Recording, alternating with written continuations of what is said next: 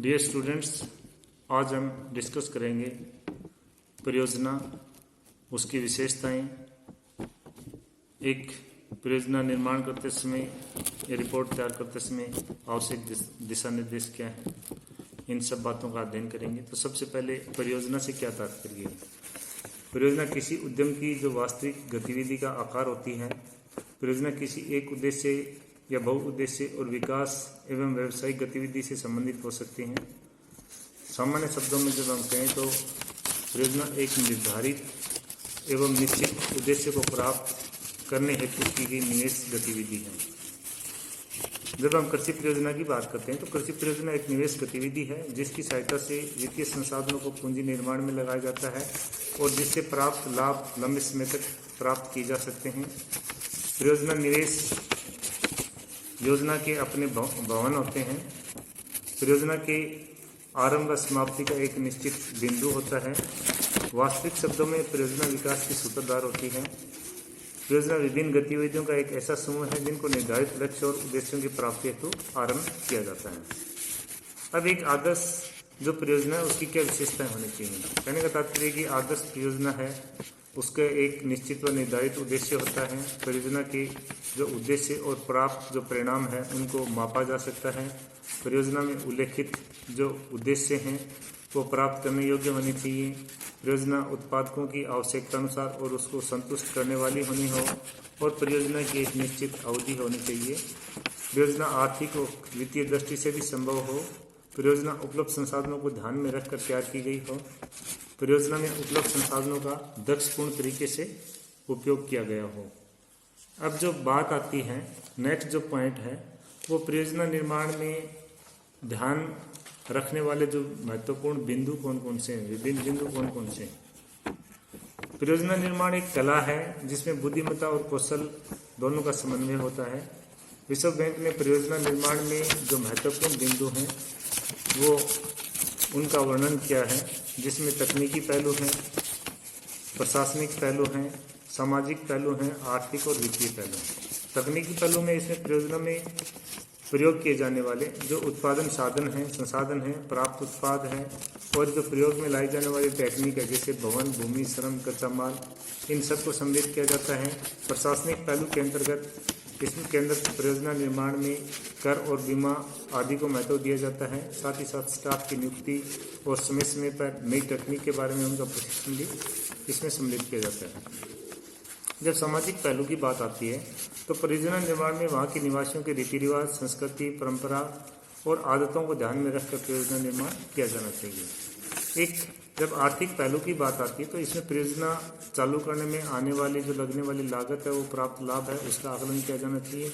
और जब वित्तीय पहलू की बात की जाती है तो परियोजना निर्माण में लगने वाली जो पूंजी की प्राप्ति के स्रोत क्या हैं और उनको किस तरह से उनको काम में लिया जा सकता है। Acquisition and use of capital. अब परियोजना निर्माण में आने वाली बाधाएं कौन कौन सी हैं। तो परियोजना निर्माण कोई आसान कार्य नहीं है, इसमें बहुत सी ऐसी बाधाएं हैं जो उसके कार्य निष्पादन को प्रभावित करते हैं। इन बाधाओं में जो परियोजना की लागत है, उपलब्ध संसाधन है और ये और समय है, ये मेन है। तो इसको हम परियोजना प्रबंध ट्रायंगल के नाम से भी जानते हैं। तो लागत है, परियोजना की जो लागत है वो प्रमुख बाधाओं में से एक है। परियोजना की में मुख्य रूप से प्रत्यक्ष और अप्रत्यक्ष दोनों प्रकार की लागतें लगती हैं।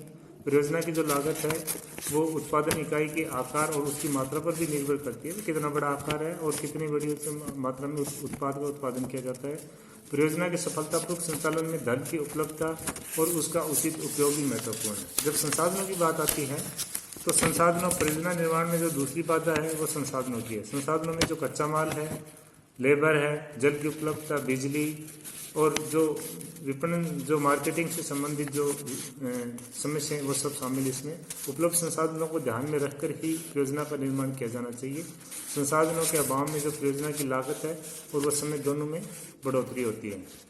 समय परियोजना को निश्चित अवधि में पूरा करने के लिए जो संसाधन और धन की उपलब्धता वो आवश्यक है। ये तीनों घटक एक दूसरे से संबंधित है। एक में परिवर्तन या कमी से दूसरा घटक प्रभावित होता है। जब आप परियोजना निर्माण में आधारभूत दिशा निर्देशों की बात करते हैं, basic guidelines in preparation of project, तो परियोजना निर्माण एक चरणबद्ध प्रक्रिया है और इसके निर्माण में जो बिंदु हैं उनको एक चरणबद्ध तरीके से आरंभ किया जाता है। तो सबसे पहला जो बिंदु है वो परियोजना का चयन करना है। परियोजना का चयन करते समय वहाँ की जलवायु, जनसंख्या की विशेषताएं, उपलब्ध संसाधनों, इन सब का अध्ययन करना आवश्यक है। इसके अलावा जो भौगोलिक स्थिति है, क्षेत्र विशेष के रीति रिवाज हैं, परंपरा है, संस्कृति आदि को ध्यान में रखकर ही परियोजना का चुनाव करना चाहिए। एक स्थिति है, सेकंड पॉइंट है, परियोजना की स्थिति ग्रामीण क्षेत्र, कस्बा या जिला मुख्यालय या किसी शहर में है, यह परियोजना के उद्देश्य पर निर्भर करती है और परियोजना के उद्देश्यों को ध्यान में रखकर इस स्थिति का चुनाव किया जाना चाहिए। परियोजना का क्या उद्देश्य है? थर्ड पॉइंट है, किसी परियोजना के उद्देश्य स्पष्ट एवं सूक्ष्म परिभाषित होने चाहिए। उद्देश्य प्राप्त करने योग्य और उपलब्ध संसाधनों को ध्यान में रखकर निर्धारित किया जाना चाहिए ताकि उनको प्राप्त करने में किसी प्रकार की कठिनाई नहीं हो। एक उसमें जो नेक्स्ट पॉइंट है वो है उद्यमकर्ता का विवरण, यानी प्रोफाइल ऑफ एंटरप्रेन्योर। परियोजना निर्माण में उद्यमकर्ता जो व्यवसायी है उसके उद्यम के बारे में या व्यवसाय के बारे में उसको जानकारी या अनुभव को भी ध्यान में रखना चाहिए। व्यवसाय की जानकारी के अभाव में परियोजना के उद्देश्यों को प्राप्त करना कठिन ही नहीं बल्कि उसकी लागत में भी वृद्धि होती है। एक परियोजना का विवरण देना जरूरी है। नेक्स्ट है, किस टाइप की परियोजना है, परियोजना किससे संबंधित है, संसाधनों का उपयोग किस प्रकार होगा, उसके घटक क्या क्या हैं, उत्पादन की क्षमता क्या है, निर्धारित मापदंड, मशीनरी या उपकरणों की उपलब्धता क्या है, पेशकरण संबंधी प्रक्रिया, इन सब का जो विवरण है वो रिपोर्ट तैयार करते समय उसका उल्लेख करना आवश्यक है। और प्राप्त उत्पाद का विपणन व वित्तीय संसाधनों की प्राप्ति का स्रोत भी परियोजना निर्माण में जरूरी है। परियोजना की जो लागत है वो नेक्स्ट जो पॉइंट में उसमें देखते हैं कि परियोजना में लगने वाली स्थिर और परिवर्तनशील लागतों का उल्लेख करना भी आवश्यक है। परियोजना में लगने वाली लागतों का वर्ष बाद भी उल्लेख किया जाना चाहिए। परियोजना लागत किसी भी परियोजना का एक महत्वपूर्ण घटक है क्योंकि परियोजना से जो प्राप्त लाभ हैं वो उनकी लागतों पर ही निर्भर करते हैं। एक जो नेक्स्ट बिंदु है ध्यान में रखने वो परियोजना से प्राप्त लाभ, यानी परियोजना निर्माण में परियोजना से जो प्राप्त लाभ का विवरण है वो भी दिया जाना चाहिए। इतना ही नहीं, किस वर्ष कितना लाभ किस परियोजना से मिलेगा इसका उल्लेख किया जाना चाहिए। लाभ का आकलन करते समय जो प्रचलित कीमत है उनको ध्यान में रखना चाहिए। एक वित्तीय संसाधनों की प्राप्ति, परियोजना हेतु वित्त फंड की प्राप्ति के स्रोत, उसके भुगतान की अवधि, मात्रा, ब्याज दर, ऋण भुगतान की योजना क्या है आदि के बारे में परियोजना निर्माण को ध्यान में रखना आवश्यक है। एक नेक्स्ट जो पॉइंट है वो है विपणन। परियोजना से प्राप्त उत्पाद की मांग, पूर्ति, बाजार संरचना और प्राप्त उत्पाद का विवरण कहाँ, किसे, किस रूप में और कब आदि बातों को ध्यान में रखकर ही परियोजना निर्माण किया जाना चाहिए। और लास्ट जो पॉइंट है वो परियोजना का मूल्यांकन है। परियोजना निर्माण के बाद उसका मूल्यांकन एक आवश्यक कार्य है। परियोजना में लगाई जाने वाली लागतों और प्राप्त लाभ का आकलन करके शुद्ध जो वर्तमान मूल्य है, लाभ लागत अनुपात है और प्रतिफल की आंतरिक दर की गणना की जानी चाहिए जिससे परियोजना की व्यवहार्यता की ज्ञात की जा सके, फिजिबिलिटी ज्ञात की जा सके। निर्मित परियोजना रिपोर्ट जो तय समय पर उपलब्ध संसाधनों की सहायता से आरंभ कर देनी चाहिए। परियोजना निर्माण में अप्रत्यक्ष लाभ व हानि जैसे सामाजिक लाभ, लागत, रोजगार के अवसर, क्षेत्र का विकास आदि बातों को भी ध्यान में रखकर परियोजना निर्माण किया जाना चाहिए। Thank you.